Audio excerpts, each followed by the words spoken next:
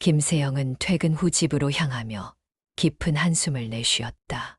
하루 종일 바쁜 업무를 마치고도 쉴 틈이 없었다. 집에 가면 당연히 해야 할 일들이 그녀를 기다리고 있었으니까. 남편 이도우는 결혼 전과는 너무나도 달랐다. 연애 시절 그는 여유로웠고 다정했다. 하지만 결혼 후 그 여유로움은 무책임함이 되었고 다정함은 무관심으로 변해버렸다. 집 문을 열자마자 보이는 것은 거실에 널브러진 옷가지들, 개어지지 않은 빨래들, 설거지조차 안 된 싱크대였다. 세영은 아무 말 없이 가방을 내려놓고 옷걸이에 코트를 걸었다. 그러고 나서 부엌으로 가자마자 음식물 쓰레기통에서 나는 악취가 코를 찔렀다. 쓰레기를 버리는 건 늘 그녀의 몫이었다. 도훈아, 음식물 쓰레기 좀 버려달라고 했잖아. 소파에 누워 핸드폰을 만지작거리던 남편이 귀찮다는 듯 눈을 한 번 깜빡이며 그녀를 쳐다봤다. 아, 깜빡했네. 내일 버리면 안 돼. 세영은 지친 얼굴로 그를 바라보았다. 내일도 똑같은 말 하겠지. 그리고 또 깜빡했다. 그러고. 아니야, 이번엔 진짜 할게. 그냥 좀 더. 냄새가 심하면 창문 좀 열어. 세영은 한숨을 쉬며 고무장갑을 끼고 직접 음식물 쓰레기를 봉지에 넣어 정리했다. 평소 같으면 그냥 넘길 수도 있었겠지만 오늘은 유난히 피곤했다. 집에 오면서 머리가 지근거렸고 온몸이 무겁게 느껴졌다. 너 퇴근하고 뭐 했어? 그냥 좀 쉬었지. 청소나 설거지 좀 해놨어도 좋았을 텐데. 아, 나도 일했잖아. 나만 쉬냐? 너도 좀 쉬어. 너무 일만 하면서 살지 말고. 일을 안 할 수가 있어. 가사 분담 좀 하자니까. 아, 알았다고. 다음엔 할게. 늘 그랬다. 다음엔 한다는 말. 하지만 그 다음도 변하는 건 없었다. 세영은 더 이상 말싸움을 할 힘이 없었다. 저녁을 차리고 남편과 마주 앉았지만 대화는 거의 없었다. 도훈은 밥을 먹으면서도 계속 핸드폰을 들여다보고 있었다. 뭐 봐. 코인 시세. 세영의 손이 멈췄다. 또 코인에? 요즘 다들 하는데 나만 안 할 순 없잖아. 지난번에도 돈 날렸잖아. 그건 운이 없었던 거고. 이번엔 확실해. 진짜 좋은 코인이 있어. 세영은 미간을 찌푸렸다. 지난번에도 확실하다며 돈을 넣었다가 반토막이 난 적이 있었다. 그때 다신 안 한다고 해놓고 또 이러고 있었다. 얼마 넣었어? 이번엔 좀 크게 넣었어. 얼마? 5천. 세영은 젓가락을 내려놓았다. 5천? 말도 안 돼. 그 돈 어디서 났어? 빌렸지. 부모님한테. 뭐. 세영은 자리에서 벌떡 일어났다. 너 제정신이야? 부모님한테까지 돈을 빌려서 코인을 했다고? 어차피 나중에 벌면 갚으면 되잖아. 그리고 우리 부모님이야. 갚으라 안 하실 거고. 그게 문제야. 부모님 돈이라고 함부로 써도 돼. 우리는 돈을 빌려야 할 정도로 생활이 어려운 것도 아닌데. 왜 그런 곳에 돈을 넣어? 나도 돈 좀 벌어보고 싶어서 그런 거야. 세영은 한숨을 쉬며 이 말을 짚었다. 도훈은 여유롭다고 생각했었다. 하지만 이제는 무책임하다는 생각밖에 들지 않았다. 한 가정을 꾸려나가는 데 있어 최소한의 책임감도 없었다. 진짜 답이 없다. 왜 그렇게까지 말해? 나도 잘해보려는 거라고. 잘해보려는 사람이 왜 가족한테 말도 없이 빚을 져? 도훈은 말없이 핸드폰을 내려놓고 뚜껑도 덮지 않은 반찬통을 대충 밀어놓으며 자리에서 일어났다. 아, 피곤하다. 나 씻고 올게. 세영은 남편이 사라진 자리를 멍하니 바라보았다. 혼자 남겨진 식탁 위에는 먹다 남은 밥그릇과 수북이 쌓인 반찬통들만 덩그러니 놓여 있었다. 그녀는 한참 동안 아무 말도 하지 못한 채 그 자리에 앉아 있었다. 처음엔 다정했던 남자였다. 배려심이 있었고 그녀를 위하는 줄 알았다. 하지만 결혼 후 남편은 변했다. 아니, 어쩌면 애초에 본 모습을 제대로 보지 못했을지도 모른다. 이런 사람과 평생을 함께할 수 있을까? 세영의 머릿속에 문득 그런 생각이 스쳤다. 하지만 그런 생각을 하자마자 스스로를 다그쳤다. 아직 확실한 것도 아니었고 지금까지 참고 맞춰온 세월이 있는데 쉽게 포기해도 되는 걸까? 그러나 가슴 한편에서는 또다시 의심이 싹 트고 있었다. 아무리 노력해도 바뀌지 않는다면 계속 참고 살아야 하는 걸까? 식탁을 치우며 세영은 문득 자신이 결혼 전에 꿈꿨던 이상적인 가정을 떠올려 보았다. 서로 배려하고 이해하며 함께 성장하는 부부. 하지만 현실은 너무나도 달랐다.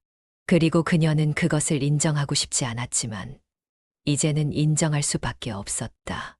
불안한 균열이 서서히 금이 가고 있었다. 김세영은 여느 때처럼 회사에서 늦은 저녁까지 일을 마치고 집으로 향했다. 오늘은 기쁜 날이었다. 드디어 과장으로 승진했다. 오랜 시간 노력해 온 결과였다. 하지만 마음 한편이 개운하지 않았다. 집에 도착하자마자 문을 열었지만 거실은 여전히 어질러져 있었다. 소파에는 남편 이도훈이 리모컨을 손에 쥔 채 축 늘어져 있었다. 텔레비전에서는 스포츠 뉴스가 나오고 있었다. 왔어. 도훈이 건성으로 인사했다. 세영은 씁쓸한 미소를 지으며 신발을 벗었다. 기대하지도 않았지만 그래도 혹시나 하는 마음에 물었다. 오늘 무슨 날인지 알아? 도훈이 천천히 고개를 들더니 피곤한 얼굴로 되물었다. 무슨 날인데? 세영은 헛웃음을 지었다. 나 오늘 승진했어. 과장 달았다고. 아, 그래. 축하해. 도훈은 건조한 목소리로 대답하며 다시 텔레비전으로 시선을 돌렸다. 그게 전부였다. 세영은 아무 말 없이 가방을 내려놓았다. 이럴 줄 알았다. 그래도 최소한 한마디 정도는 더 건넬 줄 알았는데. 고생 많았어. 맛있는 거라도 먹으러 갈까? 같은 사소한 말 한마디라도. 하지만 도훈은 그저 습관적으로 축하해라는 말만 던졌을 뿐이었다. 저녁 먹었어? 응, 라면 끓여 먹었어. 세영은 부엌으로 걸어갔다. 싱크대에는 냄비가 그대로 놓여 있었다. 라면 국물이 말라붙어 있었다. 설거지조차 하지 않았다. 늘 그랬다. 도훈아, 부모님한테 돈 빌렸어. 부엌에서 물을 틀던 세영이 무심코 물었다. 그러자 도훈이 움찔하며 몸을 일으켰다. 그걸 어떻게 알았어? 어머니가 전화하셔서 이번 달까지만 기다려 달라고 했다고 하더라. 아, 그거 도우는 말을 흐렸다가 다시 넉살 좋게 웃으며 말했다. 급하게 필요해서 잠깐 빌린 거야. 뭐, 가족끼리 그런 것도 못해. 세영은 깊은 한숨을 쉬었다. 얼마나 빌렸어? 2천만 원. 손에 들고 있던 컵이 흔들렸다. 2천. 너무 놀라지 마. 그냥 잠깐 빌린 거야. 코인 좀 투자해 보려고 했는데 이번엔 확실했거든. 확실? 지난번에도 확실하다고 했잖아. 아, 이번엔 다르다니까. 근데 좀 떨어지긴 했어. 지금 버티면 오를 거야. 세영은 눈을 질끈 감았다. 당장 갚을 거야? 좀 더 기다려보면 돼. 지금 팔면 손해라고. 손해를 보든 말든 부모님 돈이야. 아니, 그거 그냥 빌려준 거라니까. 갚으라고 안 하셔. 안 갚으면 내가 양심이 없는 거지. 도훈은 짜증을 내며 자리에서 일어났다. 아, 또 잔소리야. 그만 좀 해. 일단 지켜보자니까. 세영은 더 이상 말을 잇지 않았다. 이건 단순한 돈 문제가 아니었다. 책임감의 문제였다. 도훈은 결혼 후 한 번도 경제적으로 주도적인 역할을 한 적이 없었다. 월급을 받아도 대출 이자를 내고 카드값을 내고 나면 남는 게 없었다. 그러면서도 그는 돈이야 벌면 되지라는 태도를 보였다. 며칠 후 세영은 회사를 마치고 병원에 들렀다. 몇 주 전부터 몸이 이상했다. 피로가 쉽게 가시지 않고 배가 더부룩하고 체중도 줄었다. 처음엔 스트레스 때문이라고 생각했지만 어쩐지 불안했다. 진료실에 앉아 있는 그녀의 손끝이 미세하게 떨렸다. 의사가 차트를 넘기며 말했다. 조직 검사 결과가 나왔습니다. 세영은 숨을 죽였다. 췌장에 종양이 있습니다. 크기가 꽤 크네요. 순간 세상이 무너지는 것 같았다. 암인가요? 정확한 병기는 추가 검사를 해봐야겠지만 췌장암 2기 정도로 보입니다. 머릿속이 하얘졌다. 제가 암이요? 아직 치료 가능성이 있습니다. 최대한 빠르게 수술과 항암 치료를 시작해야 합니다. 세영은 아무 말도 하지 못했다. 진료실을 나와 병원 복도를 걸으며 그녀는 마치 자신이 다른 세상에 온 것 같은 기분이 들었다. 내가 암이라니. 나한테 이런 일이 벌어질 줄은 몰랐어. 집에 돌아와서도 멍한 상태로 있었다. 도훈이 소파에 앉아 있었다. 세영은 그를 멍하니 바라보다가 천천히 입을 열었다. 나 췌장암이래. 도훈이 리모컨을 누르던 손을 멈췄다. 병원 갔다 왔어.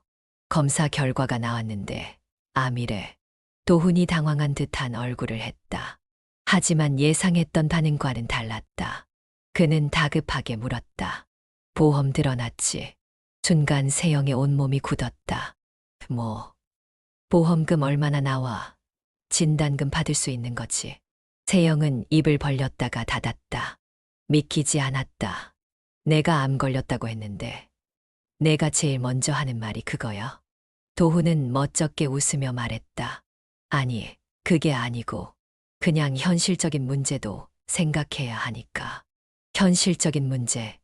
세영의 목소리가 떨렸다. 내가 암이라고 했어. 그러니까 치료비도 필요하고 우리 재산도 잘 정리해야 하니까. 재산. 세영은 그제야 깨달았다. 남편은 자신이 걱정되는 게 아니었다. 그가 신경 쓰는 건 오직 돈이었다. 갑자기 숨이 막혔다. 그녀는 천천히 자리에서 일어나 거실을 나왔다. 발걸음을 옮길 때마다 가슴이 무거워졌다. 도훈은 그녀가 가려는 걸 보며 어이없다는 듯 말했다. 뭐야, 또 기분 나빴어. 세영은 한참을 문 앞에서 서 있다가 조용히 말했다. 너랑 살아온 시간이 후회돼. 그 말에 도훈의 표정이 굳었다. 하지만 세영은 더 이상 신경 쓰지 않았다. 그녀의 가슴 속에서 무언가가 차갑게 부서지는 소리가 들렸다. 집 안이 어두웠다. 시계는 새벽 2시를 가리키고 있었다. 김세영은 거실 소파에 앉아 휴대폰을 바라보았다. 남편 이도훈에게 메시지를 보낸 지 3시간째였다. 어디야? 언제 와? 답장은 없었다. 전화를 걸었지만 연결되지 않았다. 벌써 이런 일이 여러 번이었다.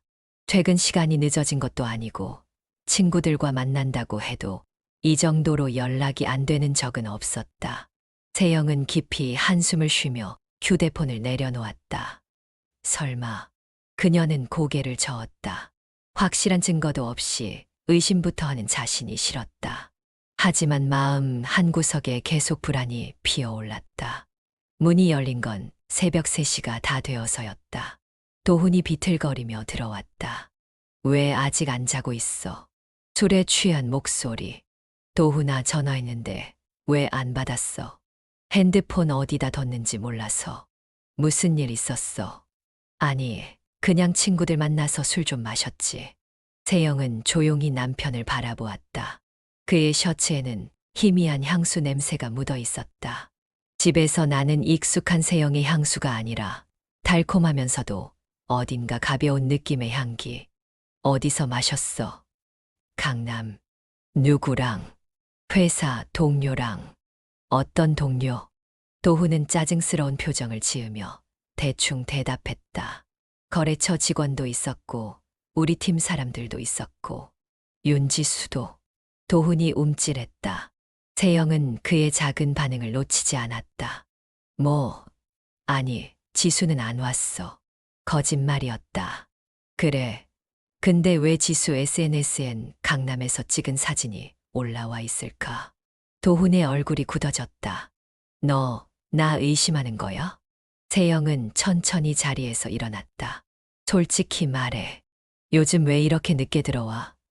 왜 연락이 안 돼? 나도 바빠. 회사 일도 많고 가끔 술 마실 수도 있지. 그걸 일일이 보고해야 해. 보고하란 게 아니라 당연히 알 권리가 있는 거잖아. 남편이 새벽까지 어디서 뭘 하고 있는지. 아, 피곤해. 잔다. 도훈은 대화가 길어지는 게 싫다는 듯 방으로 들어가 버렸다. 세영은 한동안 그를 쳐다보다가 조용히 한숨을 내쉬었다. 그날 밤 그녀는 한숨도 자지 못했다. 다음 날 세영은 퇴근 후 차를 몰고 남편의 회사 근처로 갔다. 도훈은 평소보다 일찍 퇴근했다. 하지만 집으로 향하지 않았다. 그는 건물 앞에서 누군가를 기다리는 듯 휴대폰을 만지작거리고 있었다. 그리고 몇 분 뒤 한 여자가 도훈에게 다가왔다. 윤지수. 젊고 세련된 차림의 그녀는 자연스럽게 도훈의 팔짱을 꼈다. 도훈은 주위를 살피더니 별다른 거리낌 없이 그녀를 받아들이고는 함께 걸어갔다. 심장이 두근거렸다. 세영은 가슴이 먹먹해졌다. 진짜구나. 설마 했던 일이 눈앞에서 벌어지고 있었다. 그들은 강남의 한 식당으로 들어갔다. 세영은 차를 세우고 조심스럽게 그들을 따라갔다.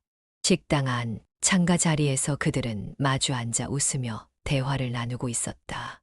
도훈은 지수를 향해 몸을 기울였고 지수는 그의 손을 장난스럽게 툭툭 쳤다. 세영은 핸드폰을 꺼내 사진을 찍었다. 손이 떨렸다. 도훈의 표정은 그동안 자신에게 보이지 않았던 표정이었다. 다정하고 편안하고 행복해 보였다. 식사가 끝난 후 두 사람은 차를 타고 어딘가로 이동했다. 세영은 끝까지 따라갔다. 그들이 도착한 곳은 강남의 한 오피스텔이었다. 지수가 먼저 문을 열고 들어갔고 도훈이 그녀를 따라 들어갔다. 문이 닫혔다. 세영은 차 안에서 손을 꼭 쥐었다. 어떤 감정도 느껴지지 않았다.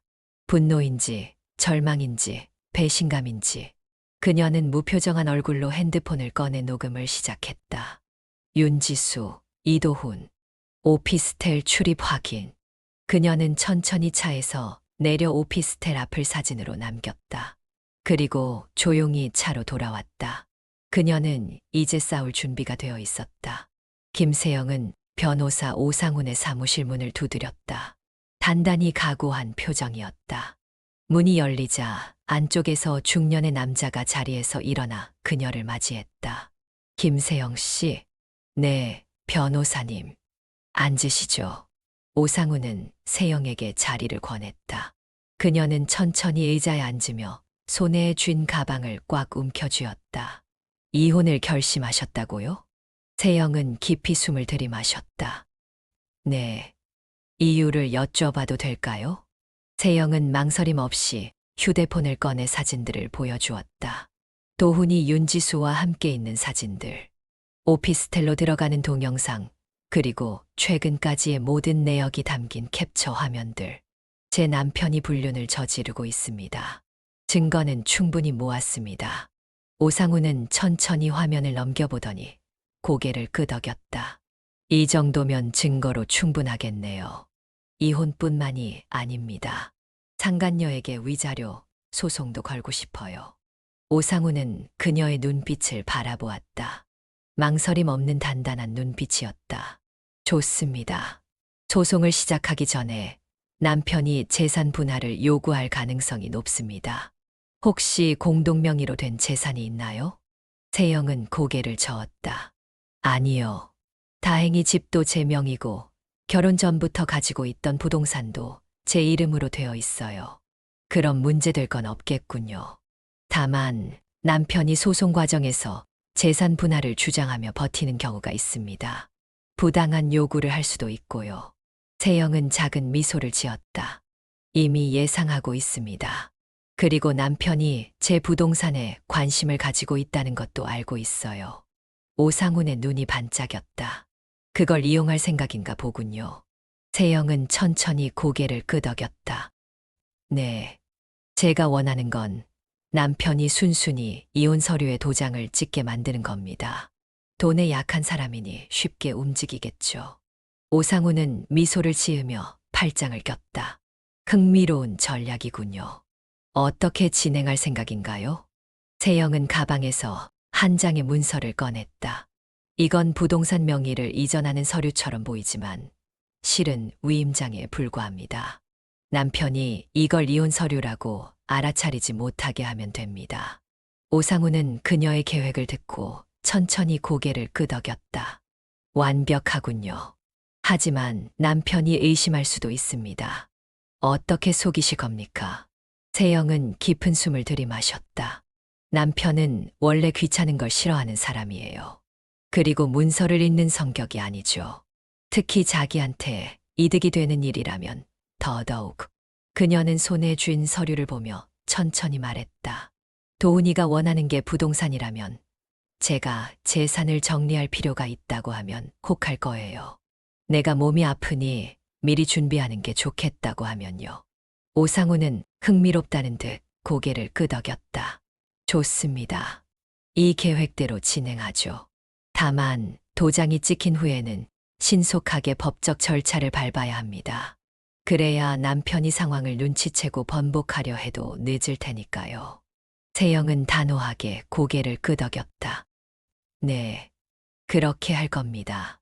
그녀는 자리에서 일어났다. 이제 모든 준비는 끝났다. 이제 남편이 걸려들 차례였다.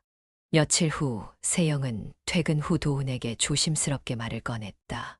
도훈아. 왜? 소파에서 핸드폰을 만지작거리던 도훈이 그녀를 흘낏 바라봤다. 나 요즘 생각이 많아. 뭐, 우리 나중을 위해서 정리를 좀 해두는 게 좋지 않을까 싶어. 정리, 무슨 정리? 세영은 잠시 머뭇거리다가 힘들다는 듯 말했다. 나 몸도 아프고 앞으로 어떻게 될지 모르잖아. 도훈이 미간을 찌푸렸다. 너 또 쓸데없는 생각하는 거야? 아직 그렇게까지 심각한 거 아니잖아. 그래도 혹시 모르니까 나중에 대비하는 게 좋을 것 같아서.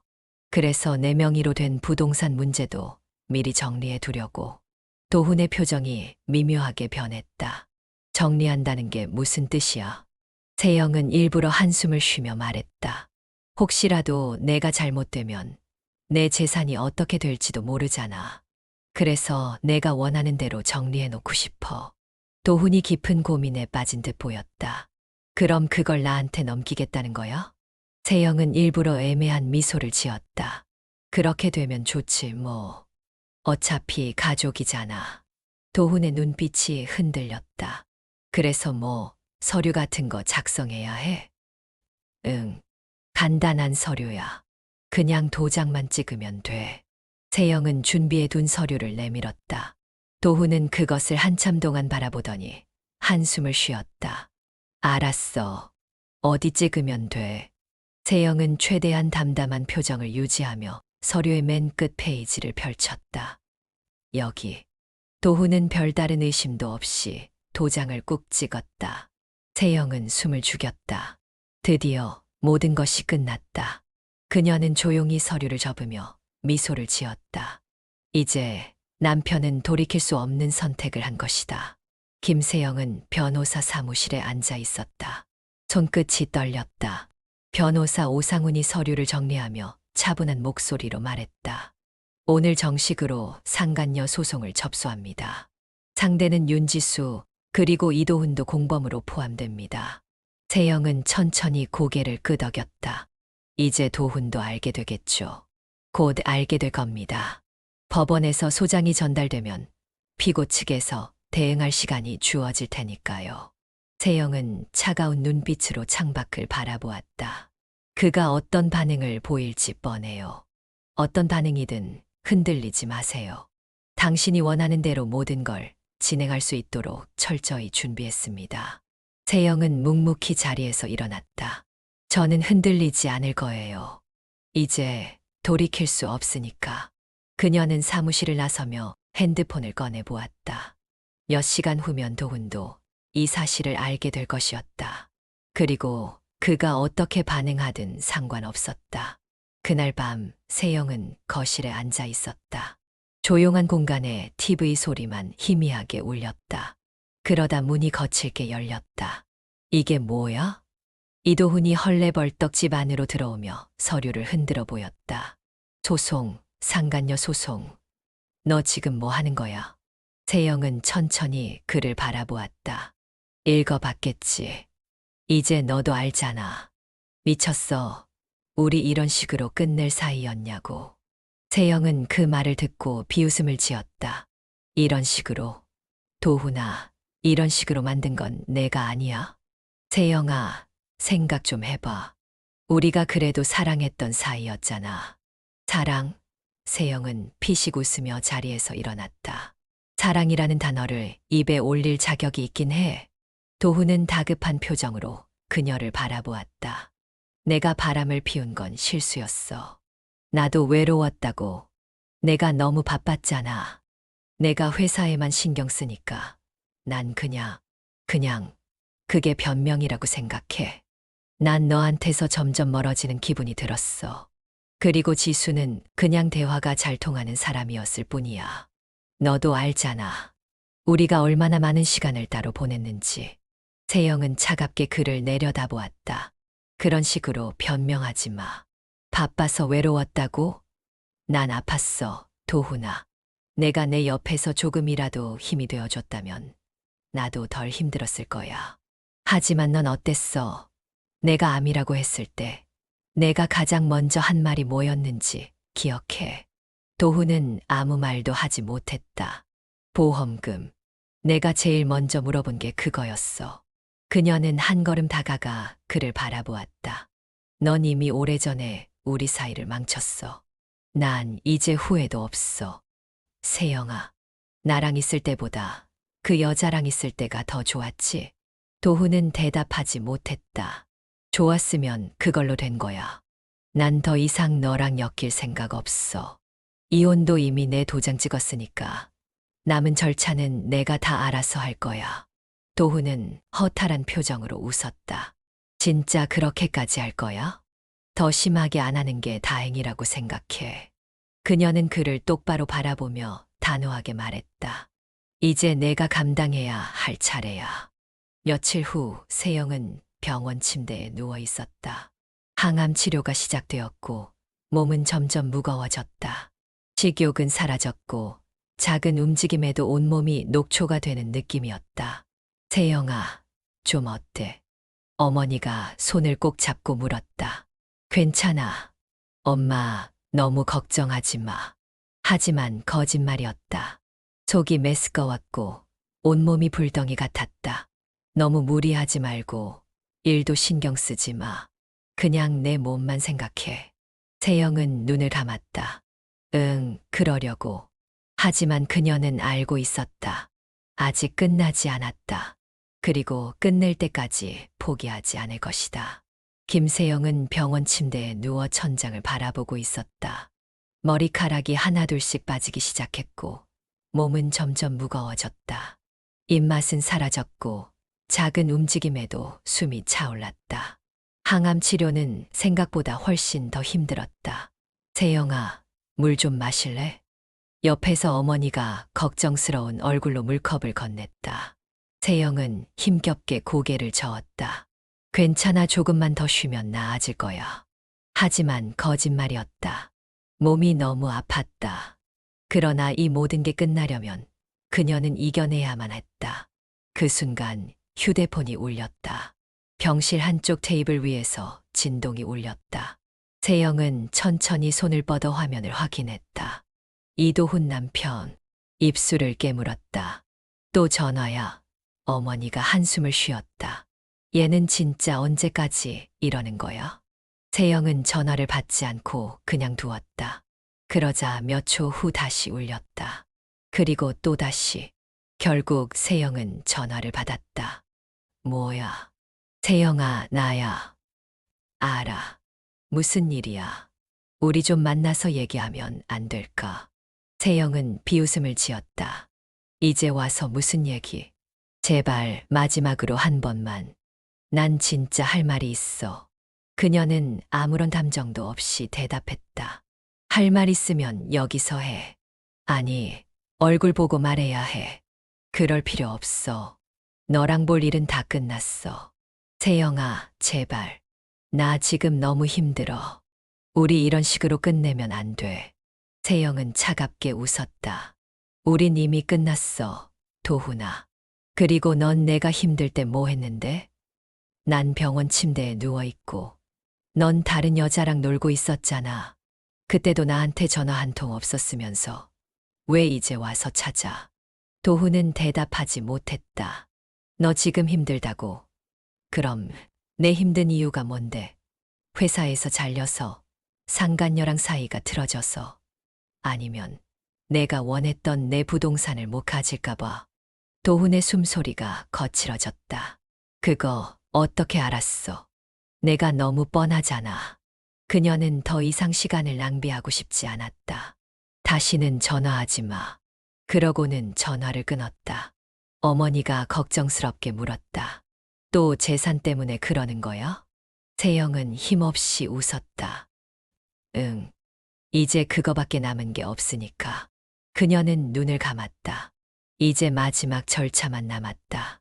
그리고 끝을 볼 시간이었다. 김세영은 변호사 사무실에서 마지막 서류에 서명을 마쳤다. 이혼 절차가 공식적으로 마무리되는 순간이었다. 오상훈 변호사가 그녀를 바라보며 조용히 말했다. 이제 법적으로 완전히 남남입니다. 그녀는 서류를 내려다보았다. 한때 사랑했던 사람과 완전히 끝이 났다는 사실이 실감이 나지 않았다. 하지만 후련했다. 상간녀 소송은? 윤지수 측에서 변호사를 선임해 어떻게든 빠져나가려고 했지만 증거가 너무 명확했습니다.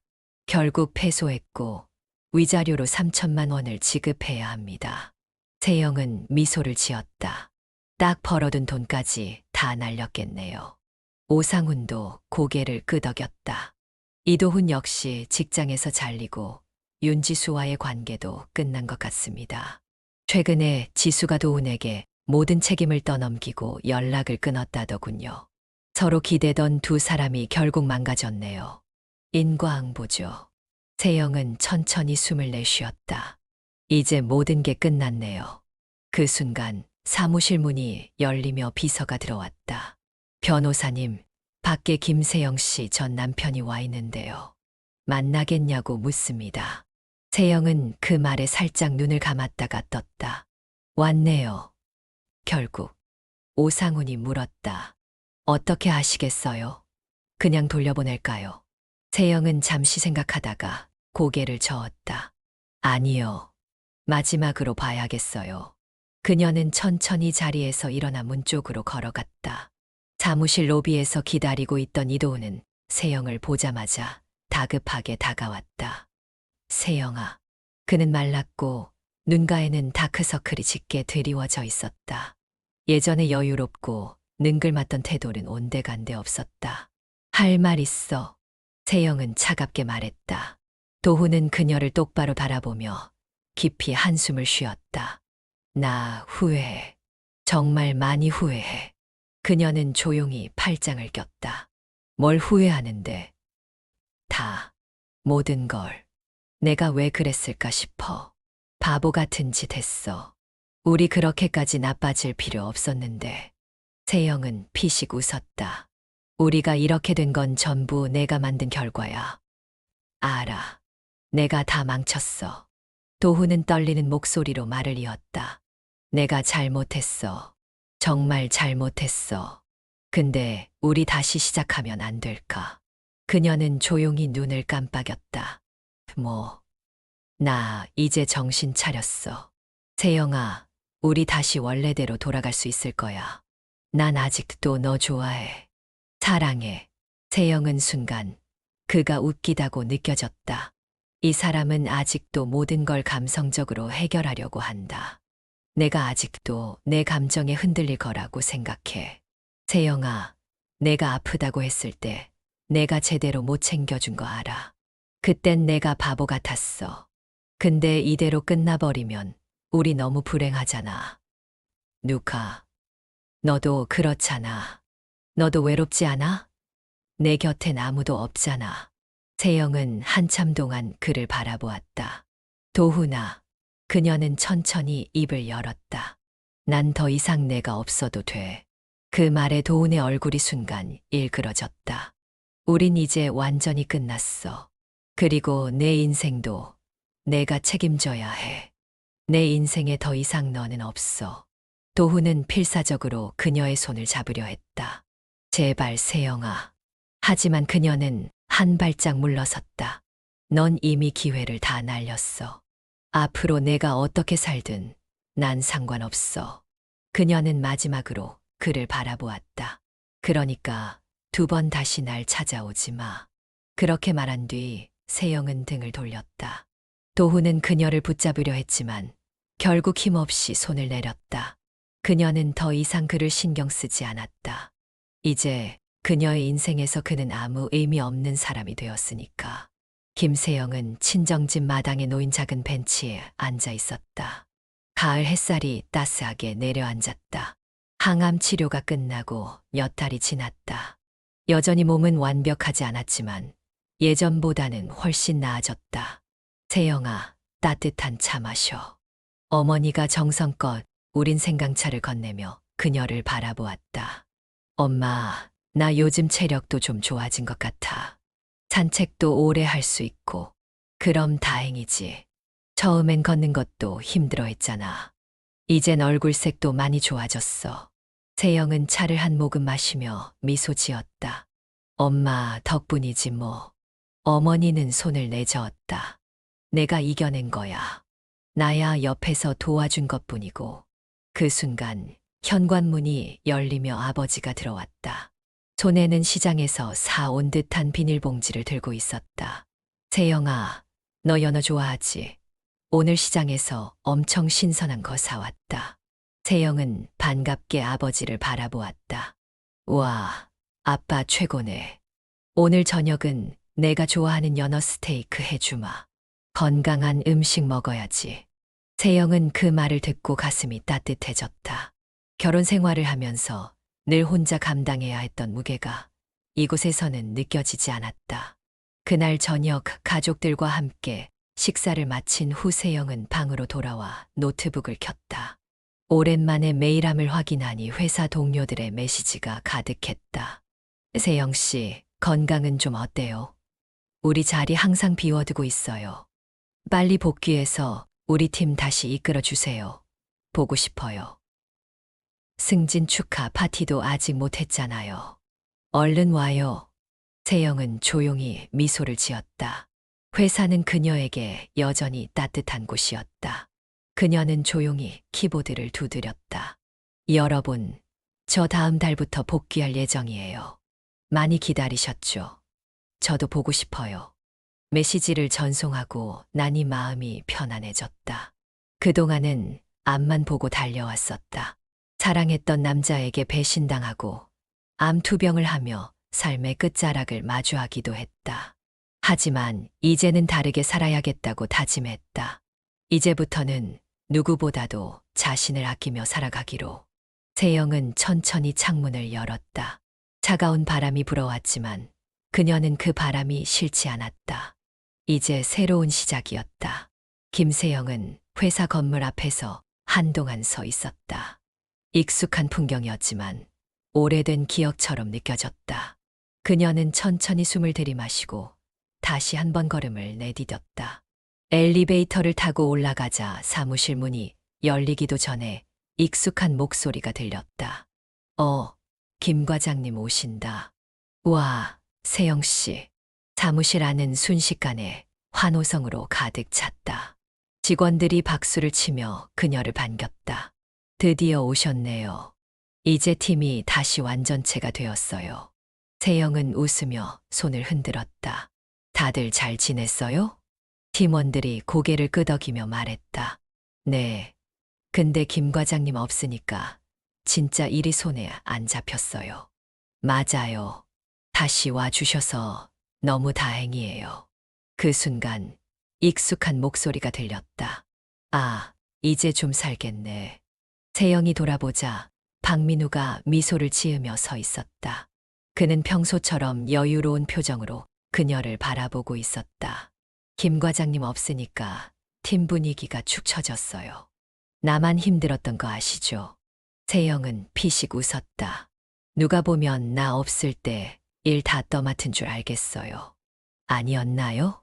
민우는 장난스러운 표정으로 말했다. 세영은 어깨를 으쓱하며 자리에 앉았다. 그녀의 책상은 그대로였다. 몇 달간 비어 있었는데도 아무도 그녀의 자리를 건드리지 않은 듯했다. 노트북을 켜고 오랜만에 이메일을 확인했다. 다시 돌아왔다. 그녀는 스스로에게 말하며 미소를 지었다. 점심시간 박민우가 그녀의 책상으로 다가왔다. 김 과장님, 오늘 점심 같이 드실래요? 좋죠. 어디로 갈까요? 어디든 좋아요. 김 과장님이 대장인데. 세영은 고개를 저으며 자리에서 일어났다.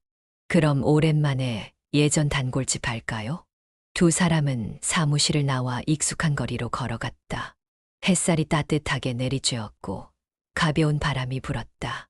건강은 어때요? 많이 좋아졌어요. 아직 완벽하진 않지만 이제는 일도 할 수 있고 전처럼 지내는데 큰 문제는 없어요. 민우는 고개를 끄덕였다. 다행이네요. 솔직히 걱정 많이 했어요. 팀원들 걱정하느라 바쁘셨을 텐데 제 걱정까지 했어요? 그럼요. 김 과장님이 없는 회사라니 좀 심심하잖아요. 세영은 그 말을 듣고 살짝 웃었다. 그래서 심심하지 않게 다시 돌아왔어요. 민우는 그녀를 바라보며 천천히 말했다. 그럼 앞으로도 오래같이 일해요. 그 말이 왜인지 마음 깊숙이 스며들었다. 세영은 창밖의 햇살을 바라보며 조용히 속으로 말했다. 그래, 이제 다시 시작하는 거야. 그녀의 새로운 봄이 오고 있었다. 김세영은 커피 한 잔을 들고 사무실 창가에 서 있었다. 아침 햇살이 창문을 타고 사무실 안으로 부드럽게 스며들고 있었다. 따뜻한 공기가 살짝 감돌았고 거리에는 봄을 맞이하는 사람들이 분주하게 움직이고 있었다. 그녀는 한 모금 커피를 마시며 깊은 숨을 들이마셨다. 모든 것이 이제 완전히 끝났다. 이혼 절차도 마무리되었고 상간녀 소송도 승소했다. 회사로 돌아와 다시 일상을 찾아갔고 무엇보다도 자신을 위한 삶을 살아가기로 결심했다. 그러나 남편 이도훈이 마지막으로 그녀를 만나고 싶다고 연락을 해왔다. 단 한 번 그녀는 망설였다. 그러나 이제는 그를 봐도 아무렇지 않을 것 같았다. 그래서 마지막으로 그를 만나주기로 했다.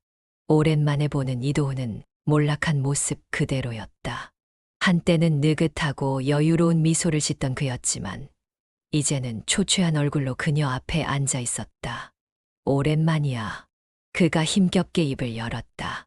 세영은 조용히 그를 바라보았다. 그래, 오랜만이네. 그의 얼굴에는 옛날의 흔적이 남아 있었지만 세영은 더 이상 그에게서 아무런 감정을 느낄 수 없었다. 이제 진짜 끝이네. 이도훈이 피식 웃으며 말했다. 끝난 지는 오래됐어, 도훈아. 맞아, 그렇겠지. 그는 잠시 멍하니 커피잔을 바라보다가 조용히 입을 열었다. 난 이제 아무것도 없어. 회사에서도 잘렸고 돈도 없고 지수도 떠났어. 세영은 그의 말을 듣고도 아무런 반응을 보이지 않았다. 근데 웃기지. 이제 와서 후회가 밀려와. 그녀는 조용히 커피잔을 내려놓았다. 도훈아, 후회한다고 해서 바뀌는 건 없어. 그래, 알아. 내가 망가졌다고 해서 나한테 달라지는 것도 없고 나는 이제 너랑 아무 관계도 없어. 그는 그녀를 바라보았다. 너 지금 행복해. 세영은 조용히 생각하다가 고개를 끄덕였다. 응, 행복해질 거야. 그 말이 끝이었다. 세영은 더 이상 그와 길게 이야기하고 싶지 않았다. 그녀는 자리에서 일어나며 마지막으로 말했다. 이제 내 인생은 내가 책임져. 그렇게 말하고 세영은 천천히 카페를 나섰다. 밖으로 나오자 따뜻한 봄바람이 불었다. 세영은 눈을 감고 살짝 고개를 들어 햇살을 맞이했다. 한때는 눈물로 가득했던 시간들이 떠올랐지만 이제는 그것마저도 지나간 일일 뿐이었다. 그녀는 조용히 미소 지었다. 이제는 나를 위해 살겠다. 햇살이 그녀의 얼굴을 감싸 안았다. 이제 새로운 봄이 오고 있었다.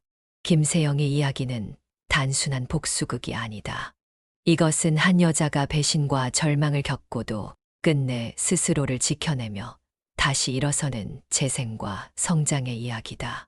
처음에는 사랑이라고 믿었던 관계가 천천히 금이 가고 그 균열이 돌이킬 수 없는 상처로 변했을 때 김세영은 자신을 희생하며 결혼을 유지하려 했다. 하지만 결국 깨닫게 된다. 사랑이란 한 사람이 일방적으로 희생하는 것이 아니라 서로 지켜주고 성장하는 것이라는 사실을. 암이라는 시련까지 닥쳐왔을 때 그녀가 기대고 싶었던 사람은 가장 먼저 등을 돌렸다. 그리고 자신이 가장 힘들 때 그녀는 처절하게 깨닫게 된다. 진짜 나를 지켜야 하는 사람은 바로 나 자신이라는 것을. 이혼 후 그녀는 고통 속에서도 포기하지 않고 자신을 돌보며 다시 삶을 찾는다. 결국 그녀는 남편 이도훈을 마지막으로 마주하지만 이제 그는 더 이상 그녀의 인생에서 중요한 존재가 아니다. 그녀의 행복과 불행을 결정짓는 사람은 더 이상 그가 아니었다. 그녀 자신만이 자신의 행복을 결정할 수 있다는 사실을 깨달았을 때 그녀는 비로소 자유로워졌다. 마지막 장면에서 세영은 이제는 나를 위해 살겠다. 라고 다짐한다. 이 문장은 단순한 대사가 아니다. 그녀가 온몸으로, 마음으로 모든 상처를 견디고 이뤄낸 결론이자 선언이다. 우리는 살아가면서 크고 작은 상처를 받는다.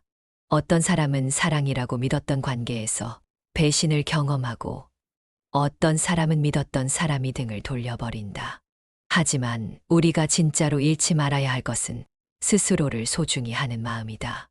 내가 나를 사랑하고 나를 지켜낼 수 있을 때 비로소 우리는 진정한 의미에서 강해질 수 있다.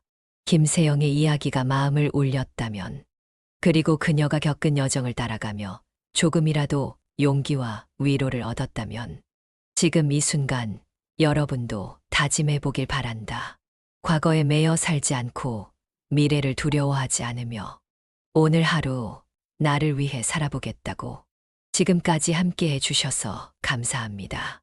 이 이야기가 작은 위로가 되었다면 구독과 좋아요, 알람 설정도 부탁드립니다.